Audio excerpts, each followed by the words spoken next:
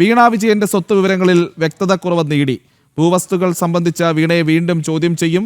കേസിൽ കൂടുതൽ സ്വത്തുവകകൾ മരവിപ്പിക്കാനും ഇഡി നീക്കം ആരംഭിച്ചിരിക്കുകയാണ്. വിവരങ്ങളുമായി ജിജീഷ് കരുണാകരനുണ്ട് കൊച്ചിയിൽ നിന്നും. ജിജീഷ്, വളരെ പ്രധാനപ്പെട്ട കാര്യം, നേരത്തെ മൊഴികളിൽ വ്യക്തതയില്ല, എന്തൊക്കെ സേവനങ്ങൾ നൽകി എന്നുള്ളതിൽ വ്യക്തതയില്ല.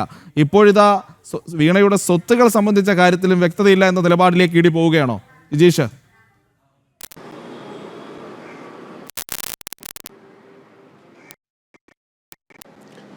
പ്രേത്ത് പറഞ്ഞതുപോലെ ഡയറക്ടറേറ്റിനോട് തുടക്കമായി സഹകരിച്ചിരുന്നില്ല, ചോദിച്ചിരുന്നേ.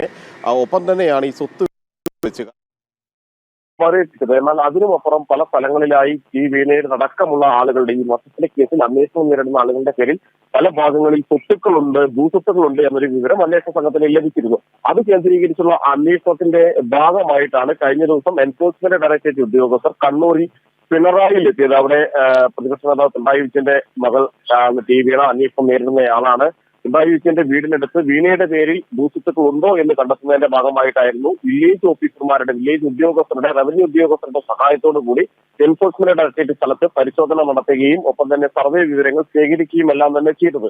ഇതിന്റെ അടിസ്ഥാനത്തിലാണ് വീണയോട് കൂടുതൽ വ്യക്തത വരുത്താൻ അന്വേഷണ സംഘം നിർദ്ദേശിച്ചിരിക്കുന്നത്. ഭൂമിയുമായി ബന്ധപ്പെട്ട കാര്യങ്ങളിലെല്ലാം തന്നെ നിലവിൽ വൈകാതെ തന്നെ ഈ അന്വേഷണ സംഘം റവന്യൂ വിഭാഗം എൻഫോഴ്സ്മെന്റ് ഡയറക്ടറേറ്റിന് റിപ്പോർട്ട് നൽകും. കാരണം കളക്ടർക്കാണ് ഇതുമായി ബന്ധപ്പെട്ട നിർദ്ദേശം എൻഫോഴ്സ്മെന്റ് ഡയറക്ടറേറ്റ് നൽകിയത്. അതിന്റെ അടിസ്ഥാനത്തിൽ ജില്ലാ കളക്ടർ റവന്യൂ ഉദ്യോഗസ്ഥരെ ചുമതലപ്പെടുത്തി ആ ഉദ്യോഗസ്ഥർക്കൊപ്പമാണ് എൻഫോഴ്സ്മെന്റ് ഡയറക്ടറേറ്റ് കണ്ണൂർ ജില്ലയിലെ വിവിധ സ്ഥലങ്ങളിൽ വീണയ്ക്ക് ഒപ്പം തന്നെ ഈ കേസ് നേരിടുന്ന മറ്റു ചില ആളുകൾക്കുമെല്ലാം തന്നെ ഭൂമി ഉണ്ട് എന്ന സൂചന ലഭിച്ച അത്തരത്തിലുള്ള ചില സർവേ നമ്പറുകൾ റേഡിൽ കണ്ടെടുക്കാൻ കഴിഞ്ഞ ഭൂമികളിൽ പരിശോധന നടത്തിയത്. ഇനി ഈ ഭൂമി ആരുടെ പേരിലാണ് എന്നതിലാണ് കൂടുതൽ വ്യക്തത വരുത്തേണ്ടത്. പക്ഷേ അത് ഇപ്പോൾ തന്നെ അന്വേഷണ സംഘത്തിന് മനസ്സിലാക്കിയിട്ടുണ്ടാകും.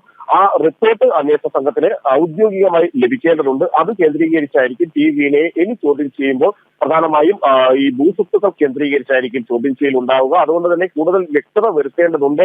അതുതന്നെയാണ് എന്തായാലും ജിജീഷ്, വ്യക്തത വരുത്തണം. വീണ വരുത്താതെ മുന്നോട്ട് പോകാൻ കഴിയില്ല. കാരണം ഇത് അന്വേഷിക്കുന്നത് ഇഡിയാണ്. അവരെ ഭീഷണിപ്പെടുത്തിയും പേടിപ്പിച്ചും ആക്രമിച്ചും ഒന്നും അങ്ങനെ അന്വേഷണം ഇല്ലാതാക്കാൻ വീണയ്ക്ക് സാധിക്കില്ല. എന്തായാലും വരും ദിവസങ്ങളിൽ ഇക്കാര്യങ്ങളിൽ കൂടുതൽ വ്യക്തതയുണ്ടാകുമെന്ന് പ്രതീക്ഷിക്കാം.